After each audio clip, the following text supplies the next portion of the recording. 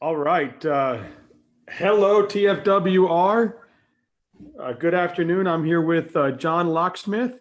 So, a little about John Locksmith. He was a Florida wrestler over at the legendary Osceola Cowboys. As we all know, they put out a lot of amazing wrestlers, great coaches over there, uh, from Pat Ortiz to everybody else. So, he has went on to the Naval Academy. His first 2 years, he wrestled at the Naval Academy.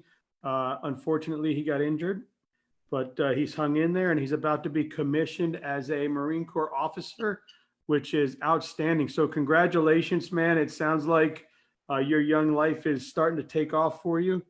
And how has COVID kind of affected you? Affected the military academy?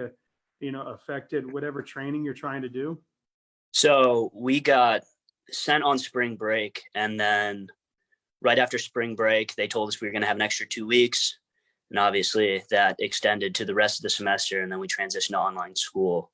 Uh, a lot got changed, but nothing was canceled. I guess we still had to send in physical test scores for runs and push-ups and pull-ups and whatnot, and just still had to take tests. Everything just transferred online. I think they gave teachers 4 days to change their syllabuses, and then we just kind of kept trucking along. It's a different environment, but the goal still had to be accomplished. Wow, that's awesome. Here in the state of Florida, you qualified 3 times for our state championship, and runner up your senior year, right? That's right. Runner up your senior. Who got you? So Keyshawn, we went back a few times, but Keyshawn Clark beat me in the state finals my senior year. Wow. And where did he wrestle? I believe he was at Riverview, the Sharks. I think he was Riverview's first state champ in anything, actually. And they have Yeah. more now because they've really grown that program. It seems Mhm. like they've got some good wrestlers coming out of there. Well, that's cool. I mean, to be, as we talked about earlier, just to make the states is a huge accomplishment. And then to get yourself on the podium. How many times were you on the podium? Just the twice, my sophomore and senior year. Nice. Well, congratulations. And that's awesome. So then what made you choose the Naval Academy? So I really didn't have a great plan of what I wanted to do. My oldest brother graduated from the academy in 2014, and I think I just kind of started the process blindly, kind of telling myself I want to be a pilot, even though I'm like fairly afraid of flying. And I just kept like trucking along in the process and really didn't have any backup plans, and just kind of dove in 2 feet knee deep. And I'm happy. I call it the greatest mistake I've ever made. Because I don't think if I was thinking clearly, I would have gone through the process again. But I'm so happy that I did. Yeah, I do. I kind of call it the best mistake I ever made. Nice. So your brother is an officer already? He is. He's in the Marine Corps as well. Cool. So when you go to the, excuse me, I'm sorry. So for those who don't know, when you go to the Naval Academy, tell them you can either go through the Naval Officer Program or the Marine Corps Officer Program, correct? Absolutely. So it's the same basic 4 years. And then at the beginning of your first year, which is your senior year, you put in preferences of whether you want to do Marine Corps ground, Marine aviation, Navy aviation, surface warfare, and you rank your top picks that you're eligible for, and they throw you through a bunch of different screening processes that you never see. They just do it behind the curtains.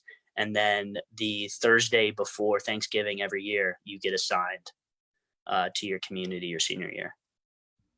So cool. So that's a direction you obviously wanted to go. Absolutely. Because your brother was already there, or it was just something that you always wanted to do?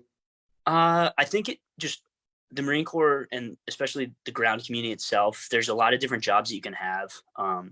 And just their ideals and the way that they go about business kind of aligns with how I like to go about life. You're going to wrestle in the Marine Corps when you get over there? I am not. Those days are over? Those days are over.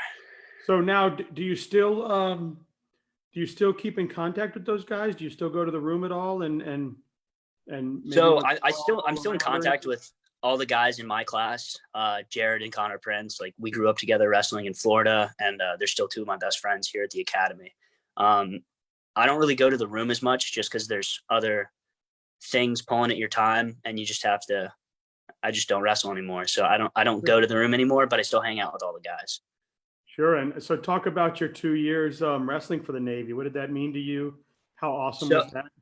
absolutely, you meet some of the most interesting and capable people uh, that I think I might ever meet. It's a very the wrestling community itself is such a unique group of people, and then you bring that group into a smaller, unique niche of people that want to serve and be in the military, and then you put them all into one room, and it's something really cool to see on a Saturday morning, just seeing 50 guys going at each other's throats, and then 30 minutes after practice we're out having a barbecue before a football game, and it's just a really cool, interesting group of people that I was so fortunate to be around. Yeah. How cool is that? So what do you think Colat is going to mean to the program moving forward? I think he's going to bring a lot of good things. Obviously, the two or three. I think he's bringing in Mike Evans and Blaze, but I just think he's going to bring a different level of intensity and care. I mean, I know from his previous interviews, Bruce Burnett tried to bring him right after his 2000. I think it was the 2000, right after the Olympics. He tried to bring him when Bruce got the head coaching job, and I think he's been waiting for this job. I think this is a job that he's wanted, and it's finally appeared, and he got it, and he's excited to have it. That's good. And I mean, that's what you want, right? A coach that wants to be there and wants to work Absolutely. with the guys. So I got a question. Have you experienced one of the Army Navy games yet? I have. Oh man, in Philly, right? I have. I've been Man, to talk about all that. It's four on now. it's on my bucket list, man. I don't know if I can. I hope there's going to be one where fans can go again because of this. But Yeah. I just every time I watch it on TV, and I lived in Philadelphia for a little bit, and I'm sorry I never made it there, but I was young. And talk about that experience of that Army Navy. Talk about being in the stands and the bands, and just it's got to be so much fun. So it's another level for lacrosse players and wrestlers at the academy. We have a certain section called the pit, and if you're not a lacrosse player and you're not a wrestler, you're not allowed in this section. But you have a headache, and just from like screaming your lungs off, and within the first 5 minutes of the game, you've got a headache that makes you want to like scoop both your eyeballs out and just like go to sleep. But you have that for the entire game, and the electricity within the stadium never dies down. And it's another step to where it's not just another university where you're cheering on people who go to the same school. We all live in the same building, and we know these guys on the field, and it's different because you're friends with every single one of the guys on the football team, and it just means a lot more, I think. And what about the a lot of respect between the two teams, right, and the two schools? Absolutely. And man, I just always see that, and seeing the hats flying and the uniforms jumping, and I wanted to ask you that because that's got to be an experience that you'll never forget. Yeah, especially not this year. We finally got the win, which was nice. Do you think after your years at the academy and moving into your career as an officer, you'll still go and experience that? I think so. At least a couple of times. I don't. It's one thing to be there as a student. I think it's another thing to be there as just an observer who's no longer at the school, which might be a different aspect that I haven't had yet. Oh, and I'm sure for the future, I'm sure God willing, you have children and they can experience that and stuff. Absolutely. That's awesome. So what is wrestling meant to you? I mean, do you think that you would have the mindset or the career or the disciplines to get yourself through what you've gotten through without that? I mean, what has wrestling done for you for life? So I think there's ways to learn lessons in life through any avenue that you choose if you apply yourself. But I think wrestling teaches you, I don't want to say quicker, but definitely efficiently. From a very early age, just learning you can't just go to a room and like swing a bat or throw a ball. You're trying to impose your will on another human being who's trying to impose their will on you. And wrestling is it's taught me a level of discipline and a level of respect for another human being. And it's just taught me how to deal with uncomfortable situations at a very early age, and then doing it throughout my entire high school and early in my college career, just dealing with uncomfortable situations, and then not necessarily just dealing with those, but understanding how to be successful in uncomfortable situations, and then grow from there, and not just be satisfied with being successful today, but understanding how you can be more successful tomorrow. And I don't think I got that from any other sport besides wrestling. Oh, that's awesome. Do you get back to the room at all? The wrestling room? Yeah, over at Osceola. Do you come to town at all? I try to. I get home maybe once, twice a year max in the last 4 years. And I try to make a trip down to Osceola as much as I can when I am there. So generally about once or twice a year when I get home, I'll definitely hit up Coach Bird and see what their practice schedule is, and come in the room for a little bit at least. That's awesome. How much has that local tournament, the Knockout, grown from when you were there to now? It's one of the largest tournaments in the country. Yeah. So I believe, yeah, we were definitely in Kissimmee when it started. So I saw it start and then go to where it even was my senior year, which was a pretty good tournament. I think it's awesome to have a tournament in the Southeast, like an Escape the Rock or a Powerade. And maybe it's not at the same level as Powerade, because obviously Pennsylvania is a different monster, but to have the same version at a different level in the Southeast is a huge advantage for those teams in Georgia, Alabama, Tennessee, and even some higher teams. Like I think my senior year, Gene Mills brought his team from New York down. What's crazy, I took my son there to watch the final day. Mm-hmm. And because he was like, he was only a freshman this year, but Mm-hmm. he's like, Dad, I want to eat during Christmas. I don't want to Yeah. go. I'm like, I get it, right? So, but Yeah. we went the final day, and it was amazing. I mean, all along the walls were college recruiters. I mean, big time Division I colleges. So yeah, to see a Southeast tournament that brings that kind of visibility has got to be pretty cool, especially at your alma mater, huh? Absolutely. Absolutely. And I know that isn't that where the state tournaments were back in the day before it went over to the to Osceola? To the Silver Spurs. It might have been at Lakeland. I think it might have been Lakeland.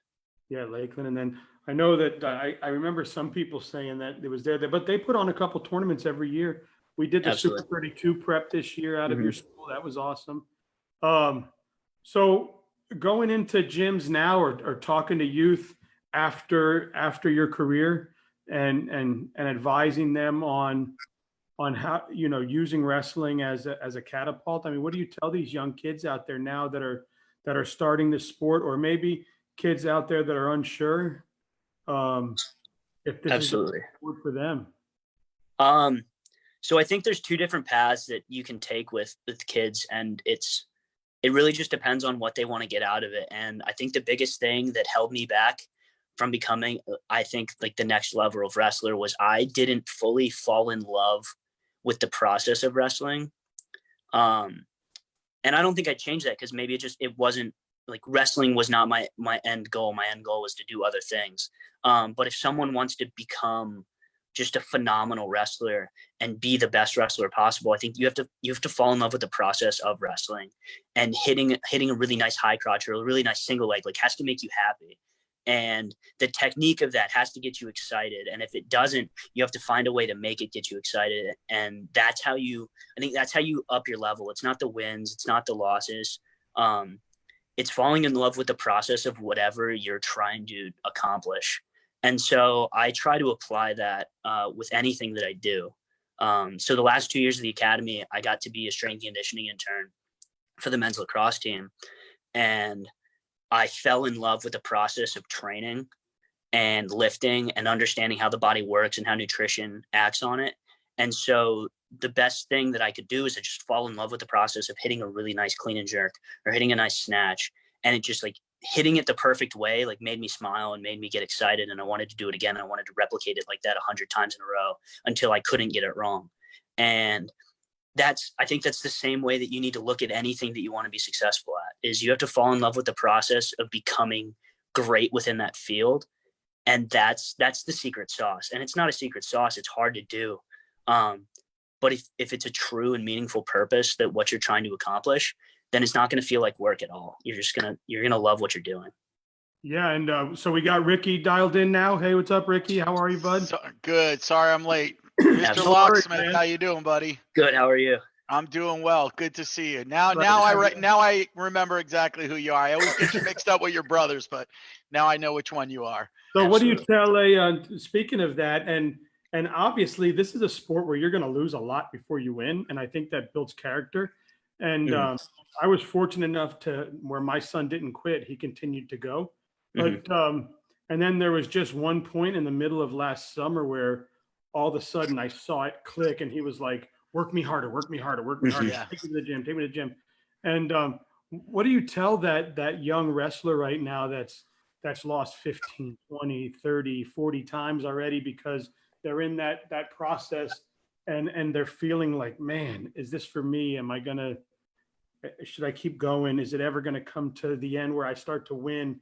Um, what do you tell those kids? Don't quit, keep pushing. Um, So I it'll think the biggest thing, and I get this from a book, my favorite book. It's called Man's Search for Meaning by Viktor Frankl. Um, but it's finding the things that you can control and be really good at controlling those things in a positive way.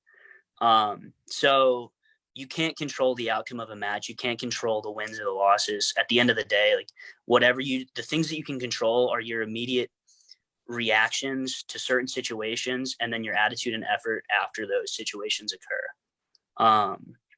And so it's just make yourself happy because you can control that. So you choose to be upset or you choose to be disgusted or just angry at yourself, but you can change that and say, okay, well, I'm allowing myself to be angry. I'm allowing myself to be disappointed, but I'm also going to allow that to fuel, hey, what can I do to try and change these outcomes in the future? What can I do right now to change that? And maybe it's not doing 100 more high crotches. Maybe it's something simpler. Maybe I'm doing one thing wrong, and that's gonna flip the switch. And so it's finding the really small things that can create a larger outcome. And I think another book that amplifies that is Atomic Habits, because the atomic bomb, it takes the smallest change to create the largest reaction that the world has ever seen.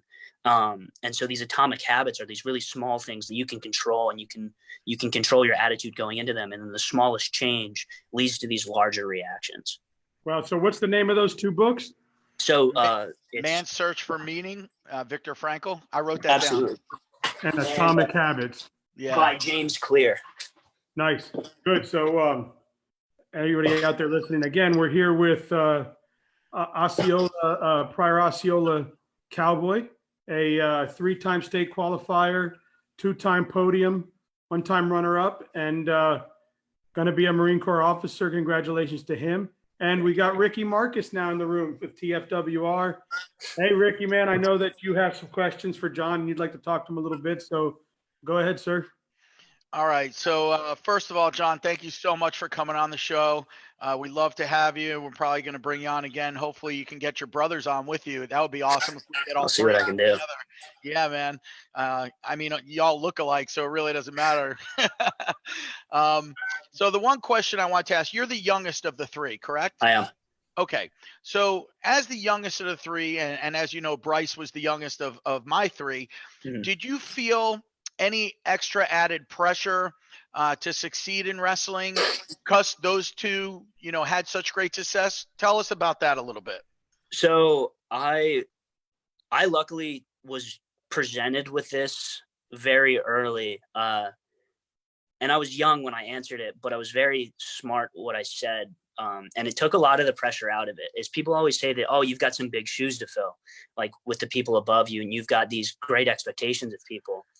And I think I was 11 when I said this to one of the wrestling dads, that when Joe and Tim were both in high school together. It's just like, I never viewed it as filling another person's shoes. I viewed it as my own shoes. Like, I have my own size, I have my own style. So I've got my own brand of shoes, and I think that helped a lot. Now, of course, like, I put some added unnecessary pressure on myself, but a lot of that was alleviated pretty early because I recognized I was a different person. I had a different style. I approached things differently than they are just because every human being is a little bit different. And I think I was lucky that I was presented with that early, or I think it could have been a different ball game. Yeah.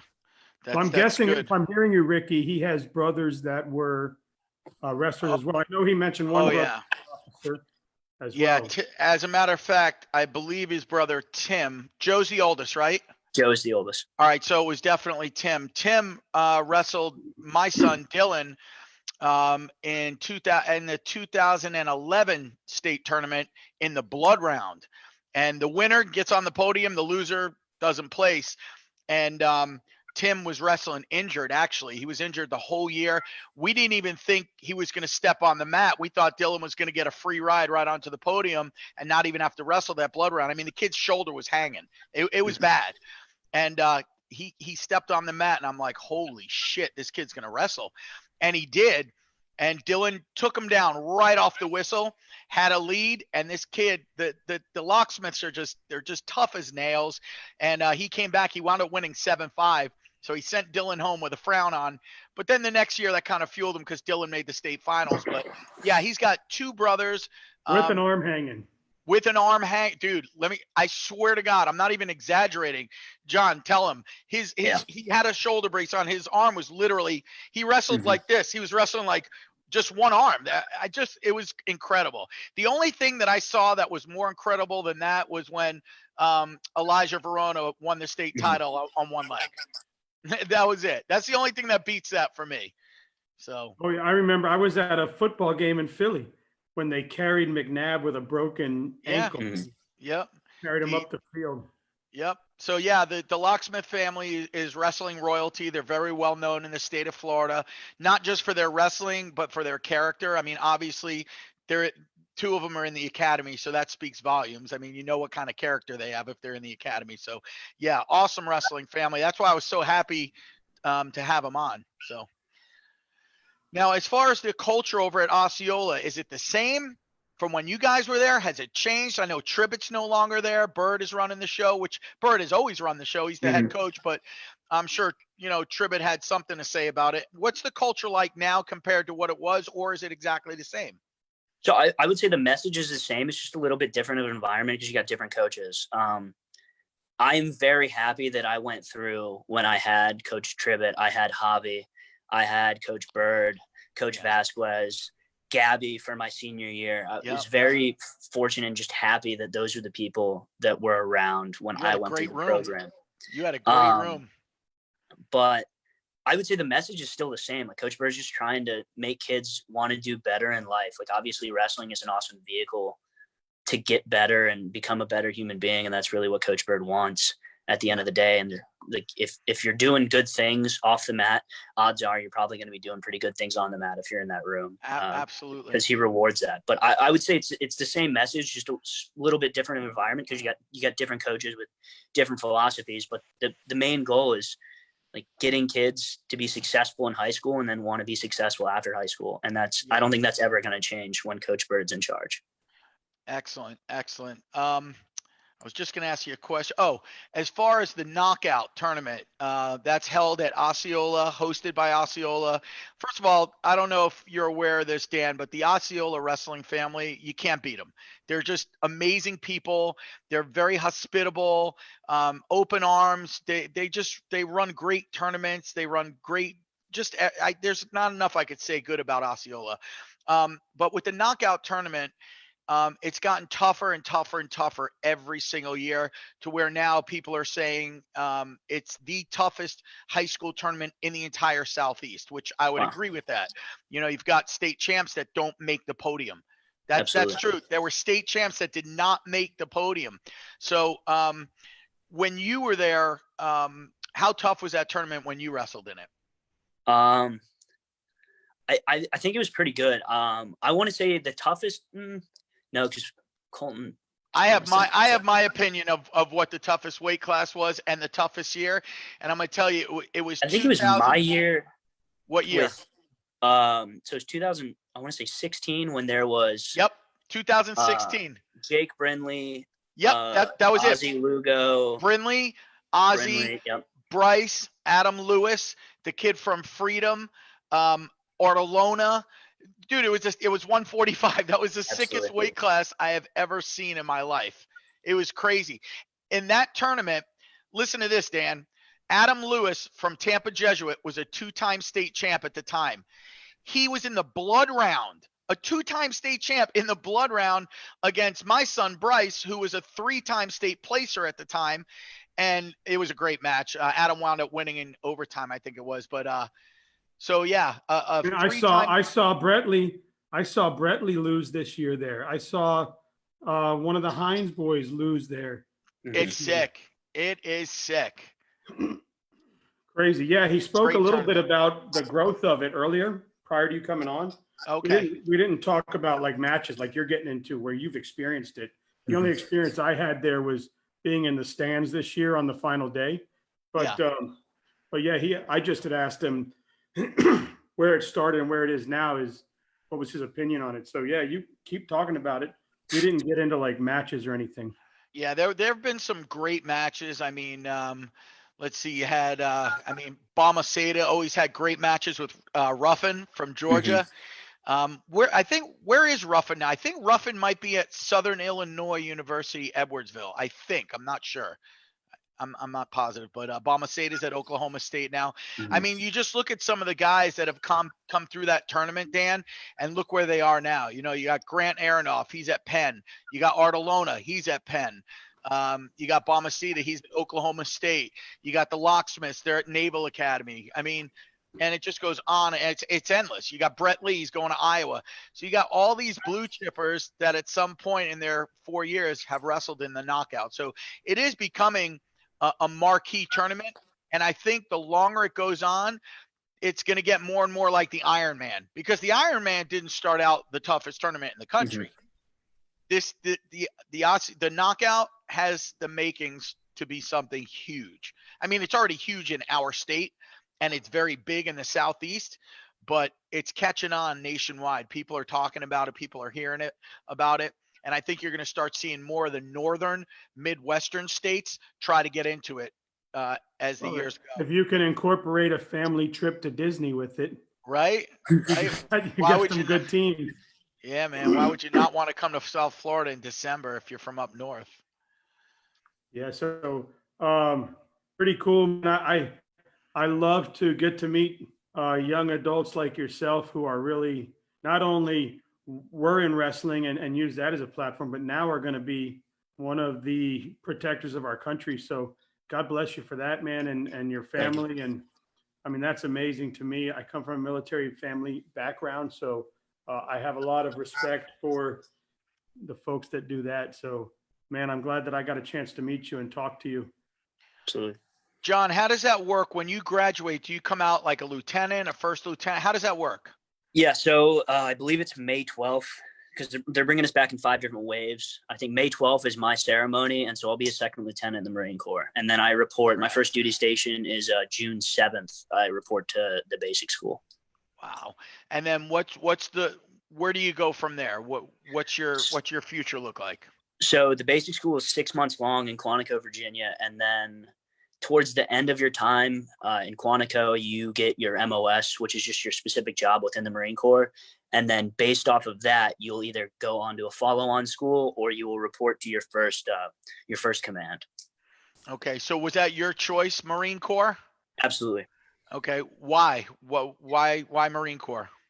I just think that their values and the way that they attack everyday life really aligns with how I've lived most of my life up until this point. And then the things that I feel that I'm missing personally, they're gonna fill those in because it's a requirement, and you have to act and you have to perform a specific way within a certain set of not necessarily requirements, just like social expectations. And I think that's really important going forward. And I was more excited about the opportunities that I saw coming out of that community than the others that I had looked into.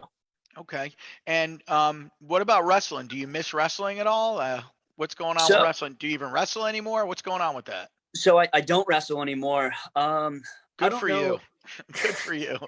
I don't know if I miss it. I miss certain aspects of it. Yeah. And I think that's one of the things that brought me back to it my senior year was I missed the misery of it almost. Like there's a certain level of just like You're a masochist. there's a certain level of not necessarily satisfaction, but misery loves company. And I loved being in those practices that were just, they were grueling. And at the time you hated it, but then you got done and you like looked at one of your best friends, like me and Gio, our senior year, like me, Gio and Malik we were pretty inseparable. And like we'd get through a really hard practice and like you'd think about just like putting your head down at the very end and then you'd look at each other and you just start laughing. Yeah. And like, it's things like that that make me miss the sport. But I told Dan earlier, I don't think I ever fell in love enough of the process of wrestling. I just enjoyed the camaraderie that came with it. I think more than anything, Gotcha. which is a big thing. Yeah, absolutely. So you're going to do your 6 months, then you're going to be in the Marines, right? Yep. So I'll be in the Marines, and then our first contract, I believe, is 5 years. But Okay. If I'm having fun at the end of the 5 years, I'll keep doing it. And if I'm not having fun, I'll find something else to do. But Yep. I'm just kind of living every day by every day and seeing what life is going to throw at me. Absolutely. Which at that point, if you didn't like it after 5 years, you got a pretty damn good resume to where you should not have any issue getting employment. So yeah, you're setting yourself up very nice, very nice. And what are your brothers up to? How are they doing? So they're good. Tim is, I think he's waiting. He's actually, I believe he's getting into the Air Force. Nice. So he's waiting on confirmation from that. And then Joe is getting towards the end of his 6th year in the Marine Corps. He's a captain in the Marine Corps right now, still going to work. He lives in Quantico. He's married. Just kind of enjoying life. But everybody's kind of across the country right now, just doing our own thing. Yeah, yeah. All right. So one other question I had for you: which one of you guys, or was it all of you, was the leprechaun? So that was, if you had to put it on anybody, it'd be Tim. It would definitely be Tim because he did it. He actually dressed up like a leprechaun for a long, like there were football games that he would That's dress why up I'm like asking. I remember seeing that, and he really did look good, man. He looked awesome. He had the red beard going. Mm-hmm. Oh, that's funny. Yeah, he used to dress up as a leprechaun, Dan, for the Osceola football games. He's running around doing flips and all kinds of stuff. So, Dan, any more questions for John before I hit him with the 10? No, man, I'm good. We had a good conversation before you jumped on. Awesome. Awesome. All right. So I'm going to hit you with 10 questions in 10 seconds. Actually, I think it's like 12 or 13 questions by now. So it's one word answers. All right. Sounds good. All right. Folk style or freestyle? Freestyle. Headgear or no headgear? No headgear. Singlet or two-piece? Singlet. Ice cream cake or birthday cake? Ice cream cake. Coke or Pepsi? Pepsi. Salt water or fresh water? Salt water. Rap or country? Country.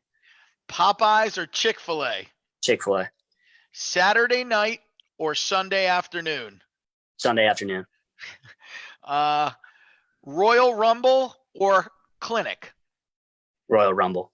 Absolutely, all day long, right? All right, and then here's one of our dads sent in. You're down by 3 points. It's the third period. You choosing top, bottom, or neutral, and why? Bottom. I'm gonna get out, take him down, let him out, take him down again. That's what Gabe Dean said this morning, right? Yeah. Exactly. Army or Navy? Oh, Navy. Hands down. Not even close. It's funny, Dan. It's funny you said that. I just wrote that down. Oh. I was gonna ask him that if you didn't ask him. Yeah, See? we talked about. I asked him what it was Minds. like. I asked him if he ever experienced the football game, and he said he did, and he talked about how amazing that was. Well, it is. I'll tell you what, John. I grew up in upstate New York, and I lived about 10 minutes from West Point. So they play in a stadium called Mikey Stadium. I don't know if you knew that, but the name of their stadium is Mikey Stadium.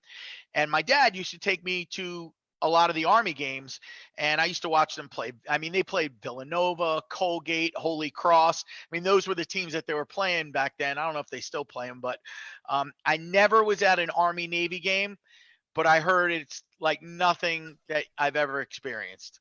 It's pretty amazing. Yeah, you have the There's talk of it coming down to Orlando. Camping, the Camping World, I believe it's the Camping World Stadium. Okay.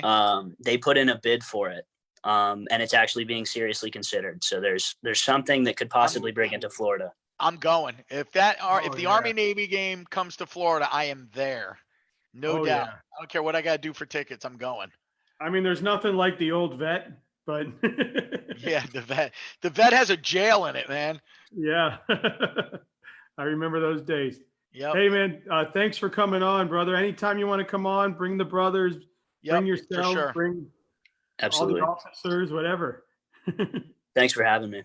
John, thank you. Thank you so much. You take care. Stay safe, buddy. Thank you. Have a good one. All You're right. going to come on with Sips? What time? 4. I should be able to make that. So yeah, send me a link, please. All right. All right, buddy. Bye.